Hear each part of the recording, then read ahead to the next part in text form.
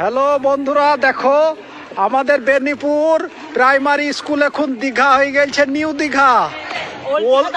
Old দীঘাও লয়, এখন new Digha একবারে। ওই দেখো ছাদ থেকে লাফাইছে, দেখো বানের পানিতে।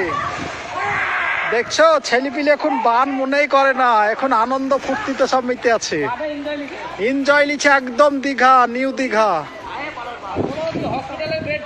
হ্যাঁ, আর গকর্ণ হসপিটাল আপনাদেরকে জরুরিভাবে বলছি জানো, আর 10 দিন পর জানো 50টি বেড জানো একদম রেডি করে রাখিয়েন।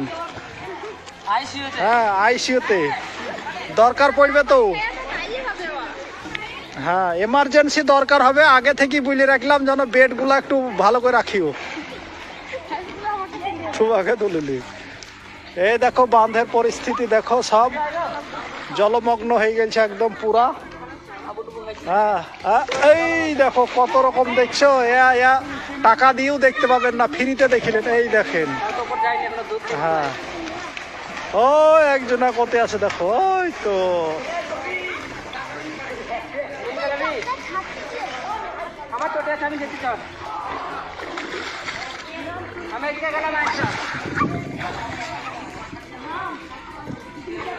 কত সুন্দর ভিউ দেখো।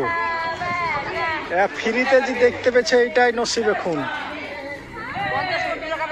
হ্যাঁ, এই যে এটা হচ্ছে আমাদের আইসিডিএস এর ছাতে পানি পৌঁছাইতে 2-4 ফুট বাকি, বাস 4 ফুট সব ডিবি গেছে। এই যে প্রাইমারি স্কুল সব বন্ধ হয়ে আছে এখন।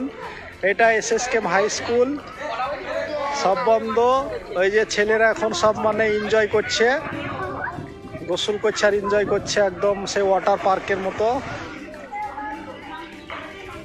এই দেখো একটা খেলোয়াড় লাফা লাফা।